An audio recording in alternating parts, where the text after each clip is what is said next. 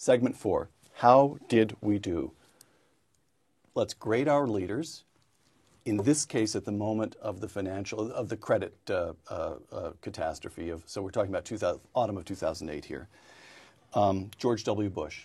Before leaving office, he signs into law the $700 billion Troubled Asset Relief Program, or TARP. The main problem with the TARP, in my view, was the clumsy, chaotic rollout, where the chairman of the Fed and the secretary of the Treasury asked for $700 billion, just 2.5 pages of draft legislation, no discussion of oversight, lots of criticism from the Congress, and that actually, I think, just made it clear to people that there really wasn't a plan. It wasn't a way to deal with this. It took for three weeks, the S&P 500 nosedives by 28%. Were you shocked that at the time of the crisis, Treasury Secretary Paulson and Fed Chairman Bernanke seemed so obviously to be improvising? That is to say, we believe, at least I suppose, I like to believe that the Pentagon has in file drawers across the building war plans for all kinds of contingencies. The housing market had been sinking for months, and Bernanke and Paulson don't seem to have am I right about that? I'm surprised. The more I read about it and talk to people, I'm continuing to be surprised, because I think really by the summer of 2007, it was clear there were problems in these financial institutions. But here we are into September 2008. And so thank you, that satisfies my curiosity on that point, but you think it was the right thing to do to enact a $700 billion emergency program? It was just clumsily deployed? Well, who knows, quite frankly, because maybe you couldn't do it without the clumsy deployment. But the clumsy deployment to me was really the thing that I saw causing all the damage. Clumsiness in execution is always a problem, but compared to what? And can you actually devise a program of that size and that magnitude which would be well run? And I think the answer really is that every legislative action that you think about is going to take weeks, perhaps months to implement, and every changes in the financial markets at this point were taking hours in order to take place. So you're always chasing your own tail at these times, and you'll never be able to come out correctly. What made the TARP thing even worse, ironically, was that it was not a clear financial bill. The first round was a very simple bill, right? We buy these assets to stabilize it. By the time you got the thing through, a week later, it was several hundred pages, and you were doing multiple things at one time or another. And this is going to also detract from market confidence. The markets are reacting minute by minute by minute, whereas the government is moving at the rate of a day at a time or a week at a time. So the correct solution would have been to do nothing? Well, I don't know about that. I think the correct solution would be to go back at the time of Bear Stearns and say, this intervention took place. What's next? There was no description of what the policy would be in the case of another institution. So that would have been the point. So Dick Fuld, who was running Lehman, had a point when he said, hey, wait a minute, you guys saved Bear Stearns. Absolutely. Why aren't you coming? They all thought they would be there, the government. That whole weekend needs to be studied. They brought everybody to the New York Fed, and they tried to find a way for the private sector to bail them out. Remember, when Bear Stearns went down, it was very complicated because its assets were revalued sharply downward by Goldman Sachs, which had some sort of proprietary, oversight role. So using banker against banking.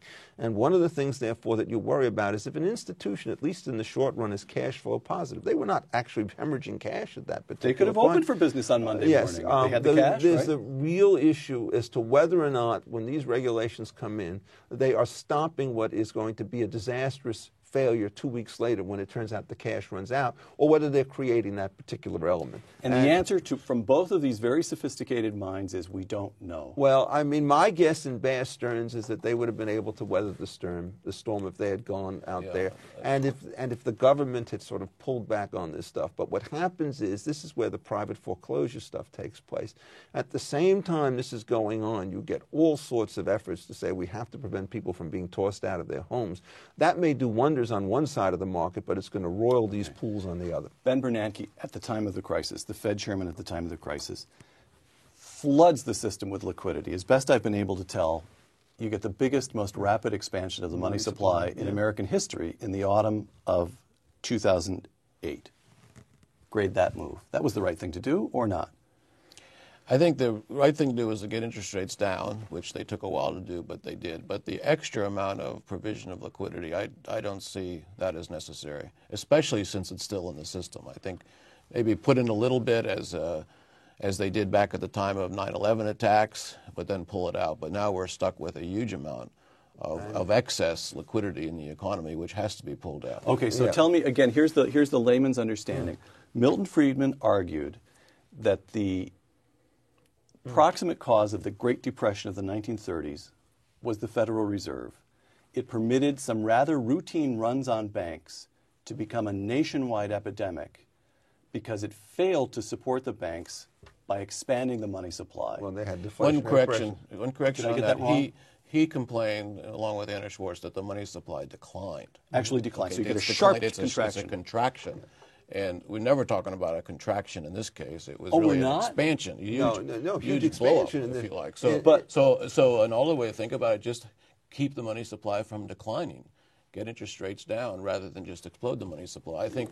And the Fed has the tools to do that Absolutely. hour by hour and night by night. Yeah, that you can find too.